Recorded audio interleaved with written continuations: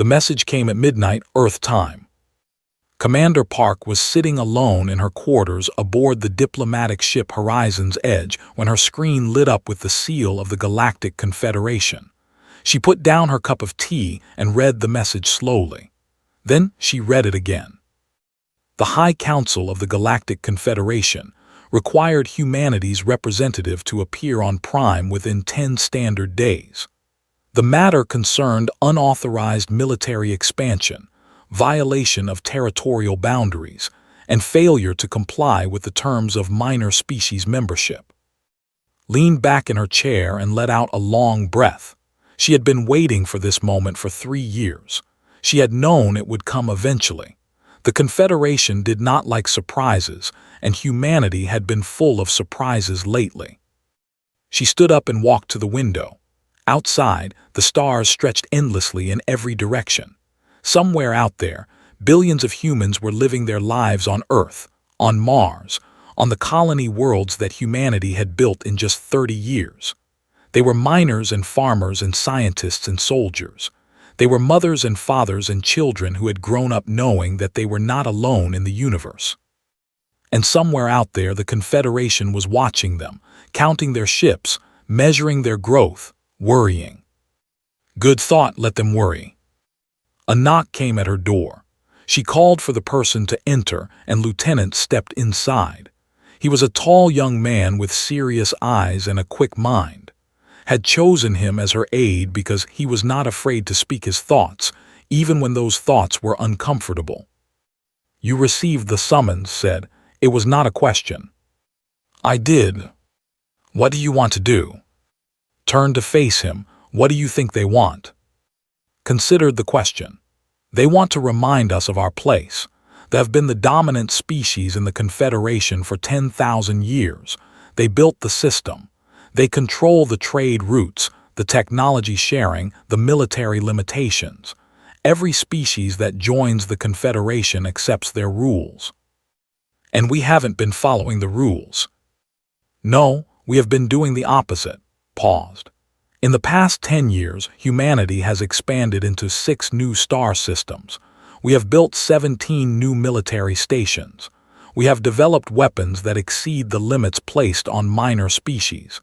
We have refused to share our research with the Confederation Science Council." Smiled slightly. "You sound like you are reading from their complaint." "I probably am. The point is, we have been breaking their rules since the day we joined, and now they want to do something about it." "What do you think they will do?" Was quiet for a moment. "Sanctions, probably. Trade restrictions. They might demand that we dismantle some of our military installations. They might try to limit our access to the jump corridors. And if we refuse, then they will have to decide how far they are willing to go to enforce their rules." Nodded slowly. This was the heart of the matter.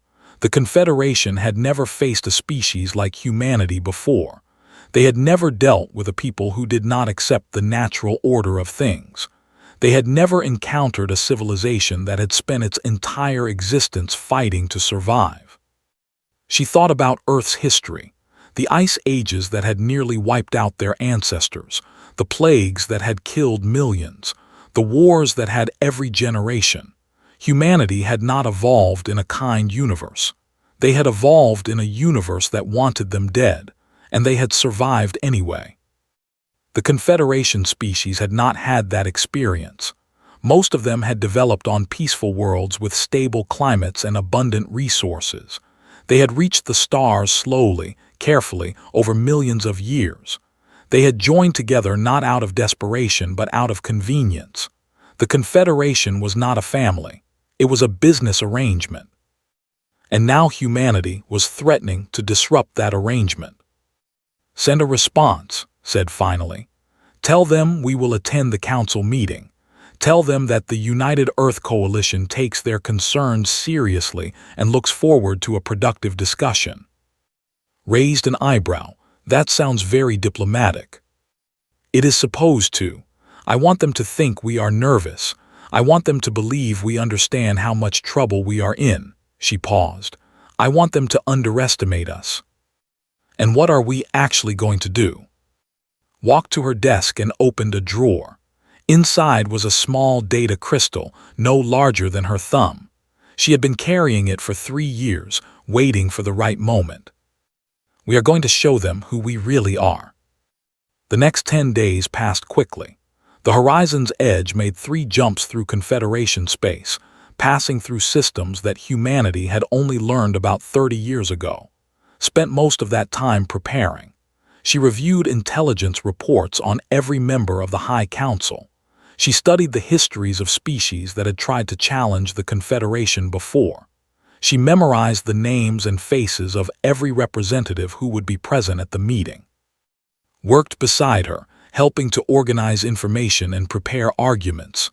But as they got closer to Prime, he became more and more quiet. "Something is bothering you," said one evening. They were sitting in the ship's small conference room, surrounded by holographic displays showing maps and data. Looked up from his screen. "I am thinking about what happens after the meeting," he said. "What do you mean?" "I mean that we are about to challenge the most powerful organization in the galaxy. We are going to walk into their council chamber and tell them that we do not accept their rules. We are going to demand things that no minor species has ever demanded before." He paused. "What happens if they say no?" Considered the question. "Then we will have to decide what we are willing to do to get what we want. Are we willing to go to war?" The question hung in the air between them. Did not answer immediately. She thought about the billions of humans who were depending on her. She thought about the future that humanity could have if they were free from the Confederation's restrictions. She thought about the future they would have if they remained under the Confederation's control forever. "I hope it does not come to that," she said finally. "But if it does, then yes, we are willing to fight." Nodded slowly. He did not look surprised by her answer. "The Confederation has never lost a war," he said. "The Confederation has never fought humanity." The horizon's edge dropped out of jump space on the morning of the 10th day. Prime filled a world of violet oceans and crystalline cities that had stood for 10,000 years. It was beautiful in a cold, ancient way, a monument to the power and permanence of the species that had built it. Stood on the bridge, watching as their ship approached the orbital stations. Confederation vessels surrounded them on all sides. Cruisers and battleships and carriers, more military power than humanity had ever possessed. It was meant to be intimidating. It was meant to remind them of their place. Felt no fear. She felt only a cold, steady determination. "Commander," the pilot said, "we are being hailed. They are requesting our identification and the purpose of our visit." "Tell them who we are," said. "Tell them we are here to meet with the High Council." She turned away from and walked toward the exit. "And tell them," she added, "that humanity has arrived." The shuttle descended through violet clouds and landed on a platform made of white stone. Stepped out first, followed by 4 members of her security team. The air smelled strange, like flowers and metal mixed together. The sky above them was a deep purple, and 3 moons hung low on the horizon. A delegation was waiting for them. They were tall beings, nearly 3 meters in height, with silver skin that seemed to glow faintly in the alien sunlight. Their eyes were large and multifaceted, like the eyes of insects, but there was nothing insect-like about the intelligence that burned behind them. The leader of the delegation stepped forward. He wore robes of deep blue, and his voice was like music when he spoke.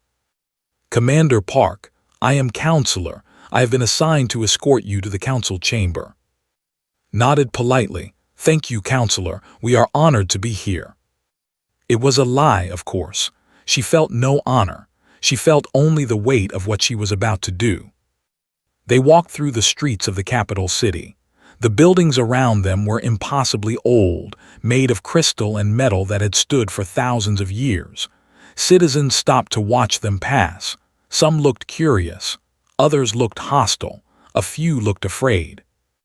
"Your species has caused quite a stir," Counselor said as they walked. The Council has not summoned a minor species representative in over 200 years. We are flattered. You should not be. The last species that was summoned refused to comply with Council demands. They no longer exist. Did not react to the threat. She simply continued walking, her face calm and her steps steady. The Council chamber was located at the heart of the city, in a building that looked like it had grown from the ground rather than been built. Its walls were made of living crystal that pulsed with soft light. Inside, a vast amphitheater stretched upward, filled with seats for representatives from all 47 member species. Most of those seats were full. Had studied images of the Council chamber, but seeing it in person was different. The scale of it was overwhelming. The weight of history pressed down on her from every direction. This was where the fate of civilizations had been decided for 10,000 years. And today, humanity would add its voice to that history. The human delegation was led to a small platform at the center of the chamber floor. Above them, arranged in rising tiers, sat the representatives of the Confederation. Recognized many of them from her studies. They with their hard shells and clicking mandibles, the aquatic floating in tanks of blue water, the silicon-based, their bodies made of living rock and crystal. And at the very top, on a raised dais that overlooked the entire chamber, sat the High Council. There were 7 of them, one for each of the Confederation's founding species, but everyone knew that only one opinion truly mattered. High Arbiter, the leader of the, sat at the center of the dais. He was ancient, even by standards. His silver skin had darkened with age, and his eyes seemed to hold the weight of centuries. When he spoke, his voice filled the chamber like thunder. Humanity, you have been summoned to answer for your violations of Confederation law. Stood in the center of the platform, her hands clasped behind her back. She did not bow. She did not show any sign of submission. We are here, she said simply. His eyes narrowed slightly. You are accused of expanding beyond your designated boundaries, of constructing military installations in neutral space, of developing weapons that exceed the technological limitations placed upon minor species, of refusing to share your research with the Confederation Science Council. He paused, letting the weight of the accusations settle over the chamber. How do you respond to these charges? Took a breath. This was the moment she had been preparing for. Everything depended on what she said next. We do not deny them, she said. Murmurs rippled through the chamber. Several representatives leaned forward in their seats, even seemed surprised. You admit to violating Confederation law. I admit that we have done the things you describe. I do not admit that we have violated any law that we agreed to follow. You agreed to the terms of membership when you joined the Confederation. No, his voice was calm but firm. We were told the terms. We were informed of the restrictions. We were never asked if we accepted them. We were simply expected to obey. The murmurs grew louder. The representative clicked its mandibles rapidly, a sign of agitation. The representative rose slightly in her tank. Raised a hand for silence. Every species that joins the Confederation accepts its rules. This is how galactic civilization has functioned for 12,000 years. And perhaps, said, that needs to change. The chamber erupted. Representatives shouted and argued. Some called for immediate sanctions against humanity. Others demanded that be removed from the chamber. The noise was deafening. Did not shout. He simply waited, his ancient eyes fixed on with an expression she could not read. When the chamber finally fell quiet, he spoke again. You are suggesting that humanity, a species that has been part of this confederation for only 30 years, knows better than civilizations that have existed for millions of years. I am suggesting that age does not equal wisdom.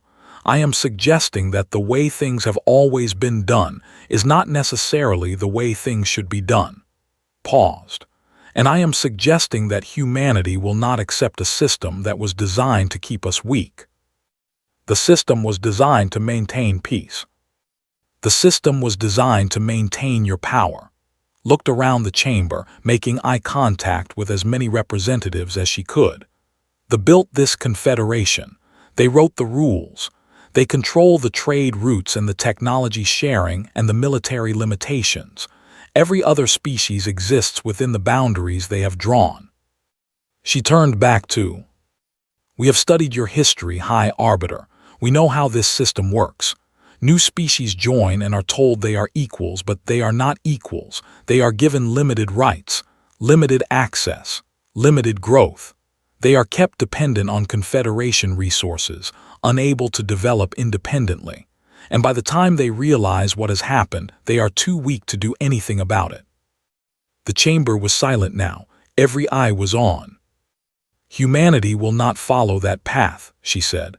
"We will not spend centuries slowly earning rights that should have been ours from the beginning. We will not accept limitations on our growth. We will not be managed." Leaned forward. "And what will you do instead?" Smiled. It was not a warm smile. "We will show you exactly who you are dealing with." She reached into her uniform and pulled out the data crystal she had been carrying for 3 years. She walked to a display pedestal at the edge of the platform and placed the crystal on it. The chamber's holographic systems activated, and suddenly the air was filled with images. Ships, weapons, military installations, maps showing humanity's expansion across the stars, technical specifications for weapons that the Confederation had never seen. And something else. Detailed analysis of every major species in the Confederation, their military capabilities, their strategic weaknesses, their vulnerabilities. "This is what humanity has been doing," said, "while you were treating us like children." The silence that followed was absolute. The holographic images hung in the air like ghosts, ships and weapons and maps glowing softly in the dim light of the council chamber. Every representative stared at them in silence. Some looked confused, some looked angry, and some, noticed with satisfaction, looked afraid. High Arbiter was the first to speak. "You dare to threaten us?" His voice was quiet, but there was danger in it. The kind of danger that came from 12,000 years of unchallenged power. "I am not threatening you," replied. "I am showing you the truth. For 30 years you have looked at humanity and seen a young species, primitive, inexperienced, barely capable of leaving our own solar system." She gestured at the holographic displays. "You were wrong." She began to walk around the platform, her voice carrying to every corner of the chamber. "In the time since first contact, we have studied every species in this confederation. We have learned your histories. We have analyzed your technologies. We have mapped your trade routes and your military positions and your political alliances. We have done what humanity has always done when faced with a challenge." She stopped and turned to face the council. "We prepared." The representative spoke, its voice a series of clicks and hisses translated by the chamber's systems. "This is madness. You are one species. We are 47. If you challenge the Confederation, you will be destroyed." "Will we?" looked at the directly. "Your species relies on a single world for 70% of your food production. Your military is powerful, but your supply lines are fragile. If that world were to become unavailable, your entire civilization would face famine within 6 months." The representative fell silent. Its mandibles clicked nervously. Turned to the, "Your people cannot survive outside of water for more than a few hours. Your ships are designed for aquatic crew, which makes them vulnerable to any weapon that can breach their hull integrity. A single well-placed attack could kill thousands before they could reach escape pods." The representative sank lower in her tank, her large eyes blinking rapidly. "I could continue," said. "I could go through every species here and explain exactly how humanity could hurt them if we chose to. But that is not why I am showing you this." She walked back to the center of the platform. I am showing you this because I want you to understand something. Humanity is not a threat to the Confederation. We do not want to destroy you. We do not want war." She paused. "But we will not be controlled, and if you try to force us into submission, we will fight back, and we will win." His voice was cold. "You speak with great confidence for a species that has never faced the combined might of the Confederation. And you speak with great confidence for species that have never faced anything like us." Took a breath. This was the moment. Everything she had planned, everything she had prepared for, came down to what she said next. "Let me tell you about humanity," she said. "Let me tell you what we really are." She began to pace again, her movements slow and deliberate. "Every species in this chamber evolved on a world that was kind to them. Your climates were stable. Your resources were abundant. You had millions of years to develop at your own pace, to reach the stars when you were ready." She stopped. Humanity did not have that luxury. Her voice dropped, becoming soft and serious.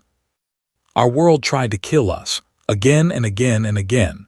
Ice ages that covered our planet in frozen death, plagues that killed millions in months, predators that hunted us in the darkness. We were not the strongest species on our world. We were not the fastest. We were not the most dangerous." She looked around the chamber. "But we survived. When the ice came, we learned to make fire. When the plagues came, we learned medicine. When the predators came, we learned to fight. Every challenge that should have destroyed us made us stronger instead." She walked toward the council dais. "You think 30 years is a short time. For humanity, 30 years is nothing. We have been fighting for survival for 300,000 years. Every generation of humans has had to struggle against something. Nature, disease, each other. We have been at war with the universe since the day we came into existence." She stopped at the foot of the dais and looked up at. "You have spent 12,000 years building a system of control, a system that keeps species weak and dependent, a system that prevents conflict by preventing anyone from becoming strong enough to fight." Her voice hardened. "That system does not work on us, because humanity does not become weak when we are threatened. We become dangerous." Stared down at her. His multifaceted eyes reflected the holographic images that still hung in the air around them. "What do you want?" he asked finally. Stepped forward and placed a second data crystal on the display pedestal. New images appeared in the air. Documents, treaties, proposals. "These are our terms," said. "Full membership rights, equal to any founding species. Complete representation in all council decisions. Removal of all restrictions on human expansion and technology development, and a complete restructuring of the Confederation's governing system." She paused. "No more tiered membership, no more limitations on new species, no more control." The chamber erupted again. Representatives shouted and argued. Some called the demands impossible, others called them an act of war. The noise built and built until it seemed like the crystal walls themselves might shatter. Through it all remained silent. He watched with those ancient, unreadable eyes. When the chamber finally quieted, he spoke. "You are asking us to destroy everything we have built. I am asking you to build something better. And if we refuse, did not look away, then humanity will leave the Confederation. We will build our own alliances. We will continue to expand and grow and develop. And eventually, we will become powerful enough that the Confederation will have no choice but to deal with us as equals." She took a step back. "You can accept us now as partners and help shape the future of the galaxy together, or you can try to stop us and fail. Those are your only options." The silence stretched on and on. Representatives looked at each other, then at the council, then at the small human woman who stood alone at the center of the chamber. And slowly, in eyes that had seen 10,000 years of galactic history, something began to change. It was fear. Real, genuine fear. For the first time in longer than anyone could remember, the masters of the galaxy were afraid. The fear in the chamber was almost a living thing. Could feel it pressing against her from all directions. It came from the representatives in their seats, from the guards along the walls, from the ancient stones themselves. 10,000 years of confidence, of certainty, of absolute control, and now it was cracking. Good. High Arbiter rose from his seat. He was old, but his body was still strong, and when he stood, he towered over everything in the chamber. His silver skin seemed to glow with barely controlled fury. "You speak of war as if it is something you understand," he said. His voice was no longer calm. There was anger in it now. "You speak of conflict as if your species invented it, but you know nothing. Nothing." He descended from the dais, his robes flowing behind him like water. The other council members watched in silence. No one had ever seen leave his seat during a council session. "The Confederation has faced threats you cannot imagine," he continued, approaching. "We have fought wars that lasted centuries. We have faced extinction-level events. We have watched species rise and fall like waves on a shore. And through all of it, we have survived." He stopped less than a meter from her. Up close, she could see the age in his eyes, the weight of countless decisions, the memories of civilizations that no longer existed. "Do you truly believe," he said softly, "that humanity can challenge that history?" Did not step back. She did not show any sign of fear. "I believe," she said, "that history is written by those who survive, and humanity has spent 300,000 years learning how to survive. You are children playing with fire. We are the species that invented fire. We are the species that learned to control it. And we are the species that burned down forests and built cities from the ashes." She paused. "You should not underestimate what we are capable of."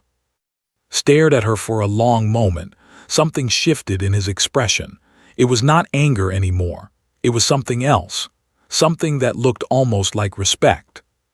"You really believe you can win," he said, "against all of us?" "I believe that we do not have to win against all of you. I believe that many species in this confederation have been waiting for someone to challenge the old order. I believe that, when we leave this chamber, we will not be alone." She looked past, at the representatives watching from their seats. "I have studied your histories. I know which species have been unhappy with control. I know which ones have been resources. I know which ones have been kept weak on purpose." Her voice carried across the chamber. "Humanity is offering them a different path, a confederation built on equality instead of hierarchy, on cooperation instead of control." Murmurs rippled through the chamber again. Some representatives shifted uncomfortably in their seats. Others leaned forward with interest. His eyes narrowed. "You would divide us. You divided yourselves a long time ago. We are simply offering an alternative." The High Arbiter was silent for a long moment. Then he turned and walked back toward the dais. When he reached his seat, he did not sit down. He simply stood there, looking out over the chamber. "The Council will deliberate," he said finally. "Humanity will receive our response within 30 standard days." "That is not acceptable." Every eye in the chamber turned too. "I beg your pardon." His voice was dangerous. 30 days is too long. It gives you time to plan, time to coordinate, time to try to isolate us before we can build alliances." Shook her head. "You will give us your response now, today, in this chamber. You do not make demands of the High Council." "I just did." The silence that followed was absolute. No one moved. No one breathed. The entire chamber seemed frozen in time. Then slowly smiled. It was not a pleasant smile. "Very well," he said. "You want our response now. Here it is. The Confederation rejects your demands, all of them. Humanity will return to its designated boundaries. You will dismantle your unauthorized military installations. You will share your technology with the Science Council. And you will accept the restrictions placed upon minor species." He paused. If you refuse, you will face the full weight of Confederation authority, sanctions, trade restrictions, military action if necessary. His voice hardened. You will be made an example of, a warning to any other species that thinks they can challenge the established order. Listen to every word. Her expression did not change. When finished, she nodded slowly. I understand, she said. She turned to her delegation, and the security team were watching her, waiting for her signal. She gave them a small nod. Then she turned back to face the council. You have made your choice, she said. Now let me make something clear. Humanity came here in good faith. We offered you a partnership. We offered you a chance to build something better together. You refused. She began walking toward the chamber exit. From this moment forward, humanity will no longer consider itself bound by Confederation law. We will continue our expansion. We will continue our military development. We will build alliances with any species that shares our vision. She stopped at the door and turned to face the chamber one last time. And when you finally realize that you cannot stop us, when you understand that the old order is dying whether you want it to or not, we will be waiting. We will still be willing to talk, but the terms will be different. Her voice was calm, certain, absolute. This meeting is over. She walked through the door without looking back. Her delegation followed. The sound of their footsteps echoed through the silent chamber. No one tried to stop them. Fell into step beside as they walked through the crystal corridors of the council building. His face was pale, but his voice was steady. That was either the bravest thing I have ever seen, he said, or the most foolish. Perhaps both. What happens now? Did not slow her pace. Now we return to the ship, we leave Prime, and we begin the next phase. Which is? We show them that everything I said was true. They emerged from the building into the violet light of the alien sun. The shuttle was waiting for them on the landing platform. In the distance, could see citizens gathering, watching the human delegation with confusion and fear. She paused at the shuttle door and looked back at the city, at the crystal spires that had stood for 10,000 years, at the heart of an empire that had never been challenged. They are going to come after us, said quietly. Yes. They are going to try to make an example of us. Yes. Are we ready? Turned to face him. There was something in her eyes that he had never seen before, a fire, a certainty that went beyond confidence. We have been ready, she said, since the first human looked up at the stars and decided to reach them. She stepped into the shuttle. Now let us show the galaxy what that means. The horizon's edge broke through the atmosphere of Prime and climbed toward the stars. Below them, the violet world grew smaller and smaller until it was just another point of light in the darkness. Stood on the observation deck, watching the planet disappear. Her body was tired. The tension of the council meeting had drained her more than she had expected, but her mind was sharp, already moving ahead to what came next. Entered the deck and stood beside her. For a long moment, neither of them spoke. They let us leave, he said finally. I was not sure they would. They were too surprised to stop us. They have never had anyone walk out of a council meeting before. They did not know how to react. That will not last. Once they recover, they will come after us. I know, turned away from the viewport. How long until we reach the jump point? 4 hours. Good, that gives us time to prepare the transmission. She walked to a console and began entering commands. A recording system activated, projecting a small holographic image of her own face. What are you doing? Asked. Sending a message to everyone. She looked at him. The Confederation controls most of the communication networks in the galaxy, but they cannot control all of them. There are independent relays, private networks, channels that smaller species use to talk without the listening. You want to broadcast what happened in the council chamber. I want to broadcast everything, the demands we made, the response we received, the fact that we walked out." She paused. "I want every species in the galaxy to know that someone finally stood up to the Confederation. Considered this, some will support us. Many will, the ones who have been kept weak, the ones who have been resources, the ones who have been watching the control everything for thousands of years and wishing they could do something about it." His voice hardened. "We are giving them hope, and hope is the most dangerous weapon in the universe." She activated the recording system and began to speak. She told the story of what had happened on Prime. She explained humanity's demands and the Council's rejection. She described walking out of the chamber, turning her back on 12,000 years of galactic order. But she did not stop there. She talked about humanity's history, about the ice ages and the plagues and the wars, about how every generation had faced extinction and refused to accept it, about how humans had clawed their way to the stars not because the universe wanted them to, but because they refused to stay on the ground. She talked about what humanity represented, not just a new species but a new way of thinking, a belief that the old order was not permanent, a conviction that things could change. And she made an offer. "Any species that shares our vision is welcome to join us," she said into the recorder. "Any civilization that wants something better than what the Confederation offers can stand with humanity. We are not asking you to go to war. We are asking you to imagine a different future."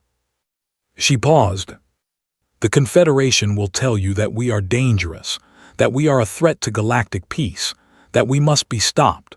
Her eyes were hard. "Ask yourselves this: why are they afraid of us? Why does the most powerful organization in the galaxy feel threatened by a species that has only been in space for 30 years? She leaned forward. "They are afraid because they know the truth. They know that their system only works if everyone accepts it. They know that if one species refuses to play by their rules, others will follow. They know that the empire they have built is more fragile than it looks." She straightened. "Humanity is proof that change is possible. We are proof that the old order can be challenged, and we are just the beginning." The recording ended, sent it out on every channel she could access. Then she sat down and waited. The response came faster than she had expected. Within hours, messages began arriving from species across the galaxy. Some were hostile, demanding that humanity surrender before it was too late. Some were cautious, asking for more information, wanting to understand what humanity was really offering. But many were something else entirely. Hope. Small species that had been ignored for centuries. Civilizations that had been technology and resources. Worlds that had watched the control everything and wondered if things would ever change. They were reaching out, asking questions, expressing support. Brought report after report to, as the messages poured in. His expression grew more and more amazed with each one. "I did not expect this," he admitted. "I thought we would have years of work ahead of us, building alliances slowly, convincing species one by one." "The Confederation has been building pressure for thousands of years," replied. "They just needed someone to release it." The horizon's edge reached the jump point and prepared to leave Confederation space. Before they jumped, received one final message. It was from... The High Arbiter's face appeared on her screen, ancient and terrible. His voice was cold. "You have made a grave mistake, Commander Park. The Confederation has survived for 12,000 years. We have faced every threat imaginable. We will survive this as well." Listened in silence. "I want you to understand something," continued. "What happens next is not personal. It is simply the way things must be. Humanity will be made an example of. Your expansion will be stopped. Your military will be destroyed. Your species will learn its place." He paused. "You had a chance to be part of something greater. You chose to throw it away. Remember that when the end comes." The message ended. stared at the blank screen for a long moment. Then she smiled. Watched her with confusion. What is there to smile about? He just threatened to destroy us. Yes, stood up and walked to the viewport. Outside, the jump corridor was forming, a tunnel of light that would carry them back to human space. He threatened us. He warned us. He told us exactly what he plans to do. She turned to face. And he did it because he is afraid. Because everything I said in that chamber was true. Because for the first time in 12,000 years, the Confederation does not know what is going to happen next. She looked out at the stars. They built their empire on control, on certainty, on the belief that they understood how the galaxy worked, and now they have met a species that does not fit their models, a species that does not follow their rules, a species that would rather fight than submit. The ship shuddered as it entered the jump corridor. The stars stretched into lines of light. They are afraid because they should be, said softly, not because we are going to destroy them, but because we are going to change everything, and they cannot stop it. Stood beside her, watching the light of the corridor stream past them.